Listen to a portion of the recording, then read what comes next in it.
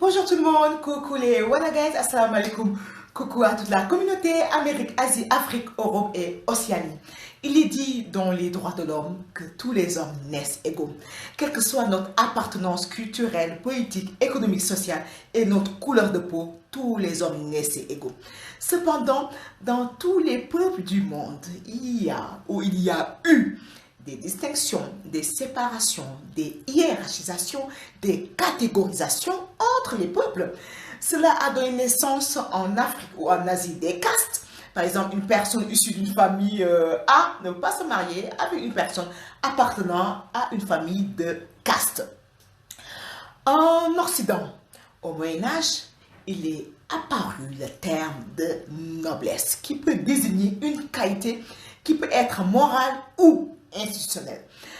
Par exemple, nous sommes nobles parce que de par le sang, de par la lignée, parce que depuis des générations et des générations, nous appartenons à une famille de noblesse. Nous pouvons aussi être nobles parce que tout simplement, nous avons des comportements, nous avons une morale irréprochable. Donc, dans l'ordre de la noblesse, nous retrouvons en bas de l'échelle les écuyers, après viennent les chevaliers, après le baron ou la baronne, après le vicomte ou la vicomtesse, après le comte ou la comtesse, après le marquis ou la marquise, après le duc ou la duchesse, et après le prince ou la princesse. Nous avons déjà entendu parler de la noblesse française, la noblesse britannique, la noblesse allemande, la noblesse belge et la noblesse autrichienne. Dans la noblesse française, nous pouvons reconnaître ces personnes qui font partie de la noblesse de par leur nom, parce qu'ils ont des noms longs et entre les noms composés, il y a toujours un « de ». Par exemple, Marie, Pierre, Bonnet de Cadillac. Voilà. Ils sont aussi on les reconnaît aussi de par leur comportement, de par leur manière d'être, leur manière de faire, leur expression orale. Par exemple, quand je travaillais en maison de retraite, il y a une dame. Donc, quand elle buvait, elle faisait comme ça. Voilà, elle pointait l'auriculaire en haut. Toujours comme ça, elle ne faisait pas comme ça pour boire, non, elle faisait comme ça. Donc, elle buvait comme ça. Une fois, je lui ai demandé, mais madame, pourquoi vous pointez toujours l'auriculaire? Elle m'a dit, oui, mademoiselle, mais c'est un art de vivre, c'est un art d'être. Donc, c'est comme ça, c'est ce qu'on nous a appris depuis des générations et des générations. Voilà, c'est par politesse, voilà, par grandeur, donc on boit. Comme ça, nous buvons, il disait même nous buvons, elle n'utilisait jamais le on, donc nous buvons comme cela. Voilà. Donc, de prime abord, elles peuvent paraître un peu hautaines, un peu comme ça, mais non, c'est leur façon d'être, c'est leur prestance, c'est viscéral, c'est dans leur trip. Voilà, elles sont comme ça. Quand nous avons l'occasion de les fréquenter, c'est des personnes vraiment fiables, très, très, très gentilles. Voilà. J'ai aussi gardé l'enfant d'une famille aussi de très, très, très, très, très noble. Donc, toujours au début, voilà, leur prestance, dès que tu les vois, tu sais que, voilà, que c'est comme ça. Hein? C'est pas des gens ordinaires, je suis désolée, c'est comme ça, c'est pas parce que je lèche, c'est pour leur faire plaisir. Non, non, non, non, non, mais je suis juste réaliste. J'observe, je dis juste ce que je vois. C'est tout. Donc déjà, de par sa prestance, déjà, de par le nom, j'avais fait mes recherches aussi, de par leur nom, de par le nom aussi, et de par sa prestance, voilà, je savais de suite à qui j'avais affaire. Mais après, à force qu'elle venait, qu'elle amenait son enfant, voilà, on discutait, donc elle a compris que c'est vrai, j'étais très simple, mais que j'étais une personne aussi intéressante, que j'étais une personne assez cultivée, donc voilà, voilà, je garde un très bon souvenir d'avoir gardé son enfant. Voilà, je sais qu'elle me regarde, des fois elle suit mes vidéos. Des personnes vraiment très gentilles, aussi très fiables. Donc à la fin du contrat, je vous dis pas, voilà, tout ce qu'elles m'ont vraiment offert comme cadeau, voilà. Voilà, super, merci, c'est comme ça. Donc vous voyez que de nos jours, on parle plus maintenant de la noblesse, mais par rapport à la morale, par rapport au comportement, par rapport à la grandeur d'âme. Donc une personne maintenant de nos jours, voilà, on n'est plus au Moyen-Âge. Donc une personne, non, maintenant c'est une personne vraiment qui respecte les droits de l'homme,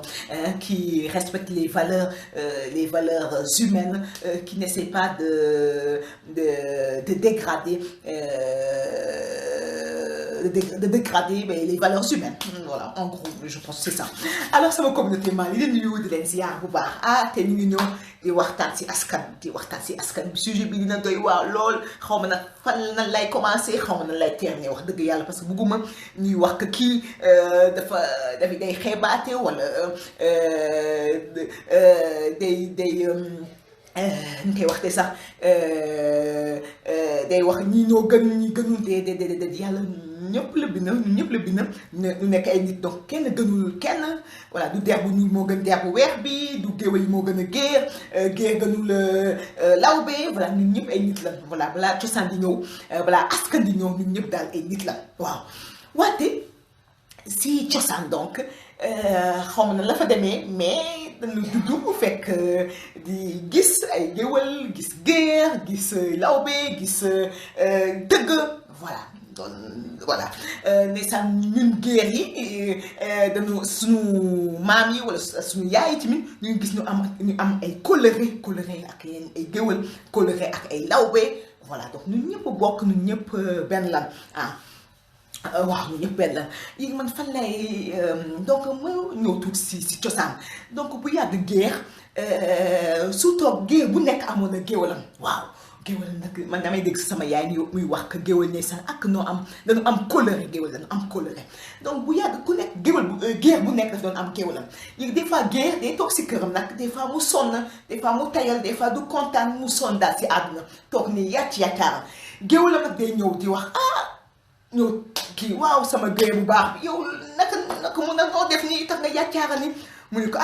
man dama sonn dama commencé di wax di jàmmat de géwalam da koy déglu bu jàmmatee ba pare mu ni ko nag waaw yow nag yaay sa maam comment tagg maamam waaw yow sa maam moo doon lii sa maam moo doon lii déedéet donc toogaay waru la waaye sama géer bu jugal yow sa maam moo am jom tagg ko ba yaramam xam yàlla moom la ñuy tagg mu tekkaaram mais ñun nit ñu taggee lekk après sa yaram day daw sa yaram nga ne ko waaw baax na suba si mu ngi ficceeku géer boobu ñu ficceeku dem liggéey voilà su ñëwee jox ñi jàpp géwalam nag kontaan togg lekk ba sonn géwal ñu bëgg lekk ñu bëgg lekk yu baax voilà dañu bëgg lekk bu baax dañu bëgg lu neex voilà suba si donc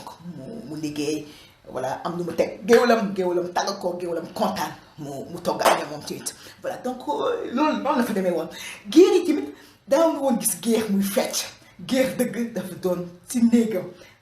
moo ko jëkkëram wala moo ko jabaram noonu si néegam la doon fecc kenn daaw ko woon gis si mbedd bi muy fecc di wàññeeku déedéet loolu waru woon géer donc man si ban côté lay waxee mooy sunu coloré yaay yi xam ñoom ñu ngi woon si musique bi xamaa di ngeen xam ki may wax ni ku ma bëgg la man ko dama bëgg woyam parce que sama yaay daf ko bëgg sama yaay dafa bëgg ay woyam ndeysaan donc moom nag daañu ndeysaan yéegi doomam nag moom moo xew waaw yéegi moom nag ndeysaan waaw bu mu doon def musique am waaw géwal la mais su doon def musique am et tout mën a way kaar macha allah mais dafa doon sol ay sabadooram sol ay costume am mais daawoo sax fekk day jël micro am wayam yëpp am sens su waye ba pare voilà su woyee ba pare avant muy dem tëdd chaque fois daf ko doon wax si bu amoon entretien daf doon wax que man bu ma tëddee ba pare du ma dem tëdd tant que julliwuma voilà daf doon dem julli voilà donc daf doon mode bu mu doon indi mode bu mu doon wane mooy mode góor yàlla costume sabador voilà ay mode yu rafet ay saara fii voilà loolu la doon dégagé góor yàlla doon dégagé léegi man nag li ma gis nii ñëpp gis nañ ko que léegi génération bii nii ñoom ñu ñuy def royukaay nga xam ñoom ñoo xew jamono ñoom ñu ngi bëgg a yóbbu suñu askan bi ñu ngi bëgg a yóbbu suñu doom yi ñu ngi bëgg a yóbbu suñu sët yi tout ça si benn tendance bu doy waar tendance man xam ni lan moo xew ci tendance boobu def ay race c'est pas grave loolu moom grawul mais tendance man xam ni ku la gën a solo jigéen nga ni kii la voilà da ngeen di sol effet yu nii càpp-càppaaral pantalon nii càpp-càppaaral kenn du xam góor nga wala jigéen nga yokk tamit saak ay saagu jigéen moo xew donc man daal loolu moo ma soof man côté boobu daal man voilà moo ma soof voilà mode man xam ne ay mode ñaari ñaari tur yi voilà côté boobu tendance boobu daal laa gis ñu bëgg a yóbbu xale yi voilà man loolu daal nag moo tax mu bëgg a wax si askan bi loolu daal man moo ma xajamal moo xajam si man waaw moo ma neexul daal voilà donc dafa am way dafa am lu ko moom yi gis ngeen yéegi suñu xale yëpp nag koo gis mu ngi wayantu way suba ngoon fecc bi fecc suba matin midi soir da yaakaar naan que ça soit muy di ñu koy waxte di nas ay fer di yor sa tama di tëgg tout ça loolu def naa dañ ko war a def mais comme aada mais waruñu ko def liggéey voilà dañ ko war a def comme aada mais pas comme liggéey voilà donc man may wax que rek suñu mbokk voilà suñu mbokk géwël yi tout ça ñëpp laa bëgg am problème que ñoom ñu gën a xool daal ñuy defee ñu gën a kii di gën a topp di roy seen mag yu dëkk yi voilà di roy seen pap yi di roy seen mag yi seen voilà roy avant yi voilà def naa loolu daal am na solo voilà parce que jeunesse bi wax dëgg yàlla vraiment ça part vraiment dans tous les sens tamit voilà dans tous les sens voilà yéegi nag ñoom ñëpp ñu ngi solu jigéen yor seen saagu jigéen di wàññeeku suba ba ngoon voilà donc suñu voilà ñu ngi daal commencé bëgg perte suñu askan waaw suma effet que mën naa waxee noonu voilà affaire bi gis na ma lool xaw ma bëgguma waxee xam ne dina day tax ñeneen xam ne bokk si yeneen askan ñu mer voilà bëgguma ñu mer mais nag voilà war nañ xoolaat affaire yu boo bëri bu baax a baax war na xoolaat affaire yu baax voilà parce que priorité bi mooy suñu doom yi wax dëgg yàlla priorité suñu doom yi mooy suñu doom yi voilà suñu priorité mooy voilà que ñoom ñu gën a concentré wu si jàng bi voilà concert mu nekk une fois par tous les 2 mois tous les ñaari yoon si année bi voilà mën na royeen voilà que góor daal mu góoree jigéen daal jigéen voilà def naa loolu tamit lu am solo la voilà en tout cas seen papa yi ak seen maamaati maam yi voilà nga xam seen askan la ñoom noonu doon defee voilà noonu la doon defee ma leen di roy bu rafet voilà donc loolu daal man instant moom xaw a côté boobu daal laa bëggoon ñëw voilà laa bëggoon wax as tuut voilà ngeen jéggal ma bu baax a baax fekk wax naa nga xam ne demul noonu voilà donc vous voyez que bien sûr tous les hommes naissent égaux mais on a toujours on est né nous sommes nés et nous avons trouvé qu'il y a eu des castes par exemple en Inde comme je viens de vous le dire il y a des familles qui peuvent pas se marier voilà parce que c'est une famille cette famille elle est plus riche ou cette famille elle est plus noble cette famille voilà il y a donc eu ces différenciations voilà je pense que j'ai fait le tour donc je vous souhaite une bonne journée et je vous dis à la prochaine fois si Dieu le veut donc sama communauté donc ma jox leen daje ba beneen yoon Inch'Allah merci beaucoup au revoir et prenez soin de vous.